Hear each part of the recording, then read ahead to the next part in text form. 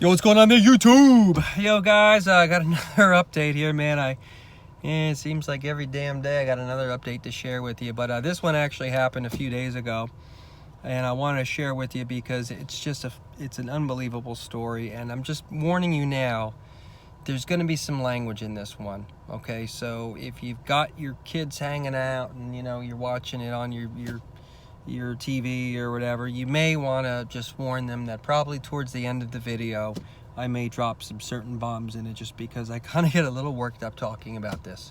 So anyway, here's the story, guys. So as those of you who've been following the channel know, I have been on the hunt for a used Challenger Hellcat, and there are many deals to be found. All you have to do is go on Car Gurus or any number of other cars that post used vehicles, and you'll be able to see the deals that are out there. You can get them in the low 40s now. You really can get some really nice ones beginning in the I'd say mid to upper 40s is where you can get some that are really nice deals, okay? And then if you got the money, low 50s, you can get yourself basically a brand new car, pretty much. Anyway, so I go by I'm going to work. So I live in one particular part of North Carolina, right? And I'm driving to another particular part of North Carolina for work, right? It's basically a 3-hour drive. And about an hour outside, about 2 hours away from me, about an hour outside of the destination city, there is a dealership. And it's a very large dealership, very well-known dealership.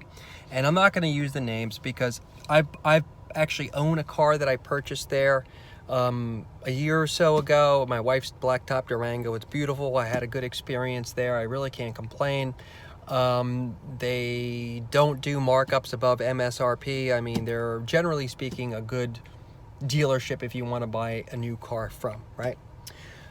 But the used cars is something different because they're kind of known for lowballing you on the trade-ins and that type of thing, right? But again, I've made out all right there before in the past.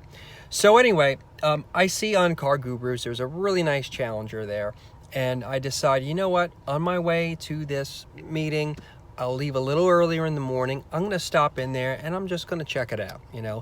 It's above my budget, okay? And just so you know, in terms of the budget, this was a Challenger, had I think 6,000 or 7,000 miles on it, and they were asking just under 50,000 for it, okay? But basically 50,000 for it. I want to be spending overall under 50,000. So, when you add in tax and title and dealer fees and any possible, negative equity with a trade-in, that type of stuff, I mean, you kind of get a sense of what I'm looking at here, right? So anyway, I decide, all right, man, I'll just stop in here and check it out. I can't find it. I wind up asking, salesman winds up seeing me, winds up saying to me, yeah, that Challenger, yeah, it's over here, man. I'll take you over there. So he goes ahead, really nice guy, very personable, grabs the red key. Let's go check it out, so we go. And it's over at the used center there, right across the parking lot. So we go over there, we check it out, and the thing is beautiful, man. I mean, it is single owner, actually maybe even been 2-owner, but again, really low miles, like 6,000 miles on it or something. Beautiful, not a freaking scratch on it, man. I mean, not a road chip on the bumper, nothing. Really, really nice. The interior, really nice. Alcantara, like perfect condition. The car basically looked, smelled new. I mean, really, really nice. But again, above my budget. So I just have a nice experience with the guy, talking with him, and I'm honest with him. I mean, here's what I'm looking at, and I'm on the hunt for used Challengers, but here's what my budget is, and here's what I have, and I didn't have my car with me, and that's the thing. I had a rental for work, so he couldn't look at my car. But basically, I told him what I had, and gave him a sense as to like what I owed on it and that type of thing, and thinking that in his mind, he's got a sense as to how things may balance out in terms of trade-in and versus what I owe on it and that type of stuff, right? So, wind up kind of leaving it at that.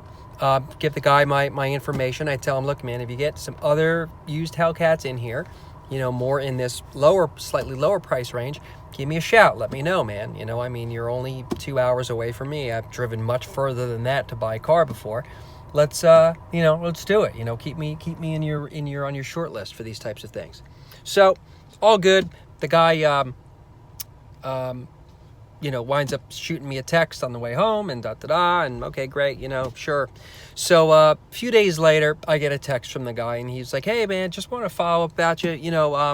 I'm just curious, I mean, if you could send me the information on your car, let's just see where we're at. I mean, it can't hurt just to see. We could do like an off-site appraisal, give you a sense as to where you're at. And, if the numbers are really as far as you think they are, then at least you know where we're at. You at least know where our dealership is coming from, right? Fine. Well, I'm looking at it and I'm like, all right, so I text them back and I'm like, well, all right, man, here's the information, here's the van, and here's what I owe on it, and so forth. And again, we're too far apart, man. Like, I don't want to waste your time. You're a nice dude. I know these cars, I know what my car is going for at retail.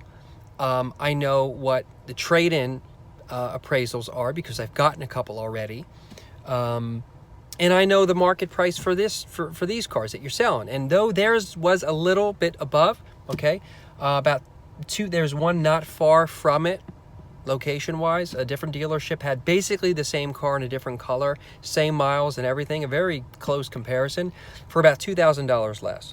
So I know that they were a little high, but still, even if you factor that in, I'm like, well, I'm still going to be out of my comfort zone in terms of budget, right? So I was really upfront with the guy about that, man. Like, this is, we're going to be out, I mean, this isn't really a good use of our time, but what the hell.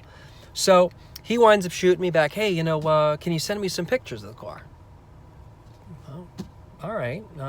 He's like, because, we don't get many with your interior in it because I have the sepia interior, and, let's, just, you could send it to me. All right, fine. So when I walk out to the car, leave that later, he snaps some pictures, text them over to him, what have you. Gets back to me, hey, when are you coming back through again? And it just happens to be that I'm actually going to be going back there again in like 2 days. So I tell him, it's like, yeah, I'm probably heading back there in, about 2 days or whatever. But I'm not bringing the car though, right? I mean, that's not what you're asking me here.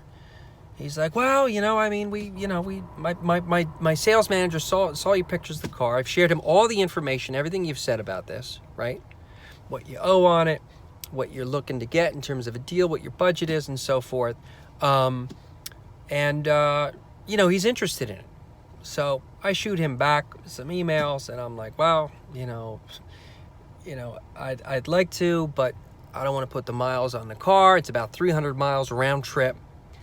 And I don't want to do that just sort of like pretending that there's going to be a deal here. Because, again, I know what these things go for. And it really, really would have to be some kind of mind-blowing magic trick in order for the numbers to work out, right? I mean, I've gone to school. I can do basic math, and I know what my budget is. And I know that I'm not going to come out on top. I'm not going to come out where I need to be with this, right? Anyway, the guy's persisting a little bit. And he's like, look, my sales manager really would like to see your car. Why don't you come on out? We'll pay for your gas. So even if there's no deal, we'll top you off, no problem. Okay. So now I get really dumb all of a sudden, and now I'm thinking, well, it's going to be a nice day. I got my kids because they're tracked out from school. They don't have to go to camp. They can come down with me because they would like to go to this destination city I have to go to for my meeting. I can drop them off. They can have a little bit of fun at the meeting, and meanwhile, while we're driving down there and driving back home, got the sunroof and the windows open, music going, we have a great time, so I'm thinking here, what the hell, maybe that's not a bad idea. I mean, what's the worst that can happen is we wind up going down there. I put 300 miles on my car, but at least, he paid for the gas for me to go. So I'm like, all right, man. But again, I iterate to him that your sales manager must be a magician here, I said, because I don't see how the numbers work out. But if he's telling me that there's a chance that you can actually pull this off, man, where my limits are with budget, right? Then is it worth it? Yeah, you know. So I had the conversation with the wife that night, you know, and she's nervous about it. And I'm like, don't worry, I'm not going to do any deal that is outside of the comfort zone, right? Don't worry about it. So we go ahead, get up early. We go down there, going to meet them. So I go down there. Beautiful day, really nice drive. Pull up. He's all ready for me. Here you go. Here's a key. Ta-da. I got both sets of my keys. I got my paperwork. I got copies of my pay stubs, right? I'm like super ready to go, man. I'm like ready to go. But again, I am totally, you know, I've come prepared, but at the same time, I am not expecting anything like this to happen. I've just brought this stuff just in case. Hey, man, if there's some freaking crazy reason why they're actually going to let this car go and give me a really good price on mine, like, whatever, man. You know, I don't know.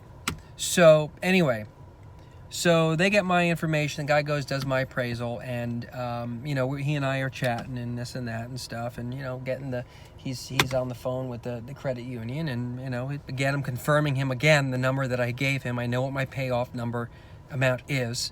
We go through it again. Okay, he pulls it up. All right, here, you know. So he goes ahead, talks with the guy who did the appraisal of the car. Now, he winds up coming back a few minutes later, and he's got this little folder with him. And so you all know what I said with my budget, right? Where I need to be. I need to be under 50. Out the door, under 50, right? Based upon just my budget. And again, I know where the appraisals have been. And I know that it's asking for a miracle for this to work out, right? So the guy comes back, and I'm thinking here, how close to 50 is it going to be, right? So the guy pulls out the paper, and with a straight face, he goes, okay, here we go. It's $59,000. Now, the appraisals that I had gotten before at other places were putting me about $3,000 in the red.